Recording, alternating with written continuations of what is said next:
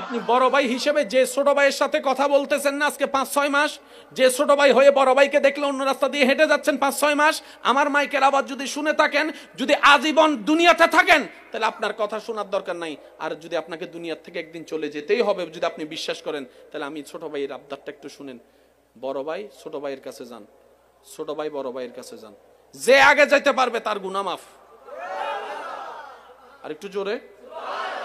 বড় ভাই গিয়ে যদি এখন ছোট ভাইকে বলে, মনে করেন 2-1 বছর আগে কাহিনী হয়েছে আর কি, বড় ভাই গিয়ে যদি ছোট ভাইকে একটা বলে, ফিটের মধ্যে একটা থাপ্পড় দিয়ে, এই বেটা যা হওয়ার হয়েছে বাদ দে, আয়। ছোট ভাইকে বলেন তো তোমার সাথে আমি সম্পর্ক রাখবো না, 5 বার বলতে বলেন, পারবে না, পারবে না। ছোট ভাই এখন জানতো বড় ভাইয়ের কাছে, বড় ভাই যদি ঘুমে থাকে দরজা নক করেন, দরজা নক করেন, দরজা নক করে দরজা খোলার সাথে সাথে বড় ভাইরে জড়ায় ধরেন কোমরের মধ্যে, ভাই মারলো তোমার, কাটলো তোমার, হাজার হইলে তো ছোট ভাই, কি করবা, ভুল করছি আর কি, মাফ করে দাও না। আর কিচ্ছু যদি বলতে ইচ্ছে না করে বললেন না, শুধু জড়ায় ধরেন। 2 মিনিট পরে আপনার রক্তই আপনাকে কান্না করতে বাধ্য করবে। যখনই আপনার চোখে পানি আসবে অন্তর কামবে, যখনই অন্তর কামবে আল্লাহর রহমত আসবে, যখনই আল্লাহর রহমত আসবে ওই শয়তান যে মিলতে দেয় না সেখান থেকে পালায় যাবে। করে দেখেন না একবার, করে দেখেন। কেন মাফ করবেন শুনেন, আল্লাহ আমাদের হাজার গুনাহ জেনেও যেমন মাফ করে দেয়, আল্লাহ তাদেরকে ভালোবাসে যে মাফ করে দেয়। আপনি সেই জন্য মাফ করবেন, কারণ আপনার কাজ হচ্ছে কাকে খুশি করা। আপনি শুনেছেন মাফ করলে আল্লাহ খুশি হয়, যত বড়ই অপরাধ হোক। আমরা আল্লাহর কাছে যত বড় অপরাধী, এর চাইতে বড় অপরাধ তো বড় ভাই ছোট ভাই করে নাই। বাস আমি আল্লাহর দিকে তাকাই, তোকে মাফ করে দিছি, যা। এবার আপনি বলবেন, ভাইয়া আমি মাফ করে দিলে 10 লাখ টাকা, আমি মাফ করে দিলে ওই কোনার জমিনটা। আমি বললাম, ভাই মাফ করছেন কার জন্য? আল্লাহর জন্য।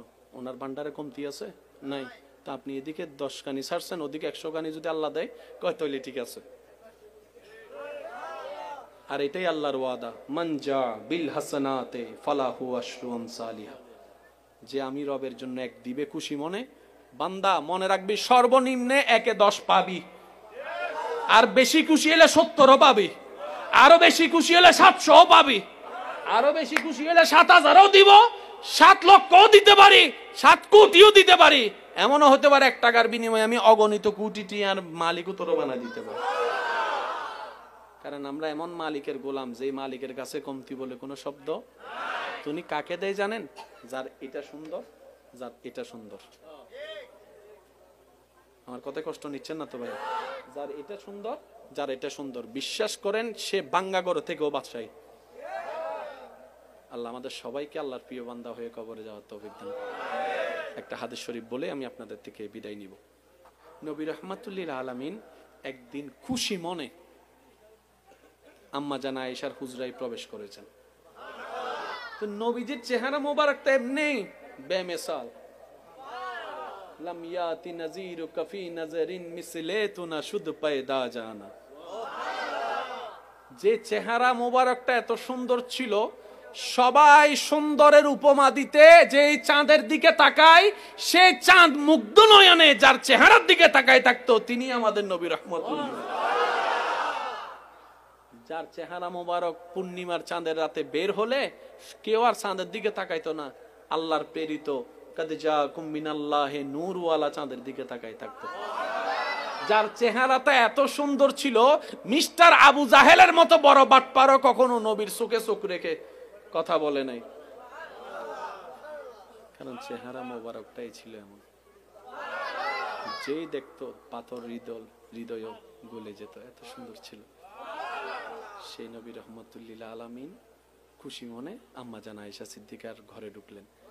আম্মা জান আয়েশা সিদ্দিকা রাদিয়াল্লাহু তাআলা আনহাকে বললেন, আয়েশা যা জিজ্ঞেস করার করো, আজকে যেটাই জিজ্ঞেস করবা আমি নবী সেটাই বলে দিব। যা জিজ্ঞেস করার করো।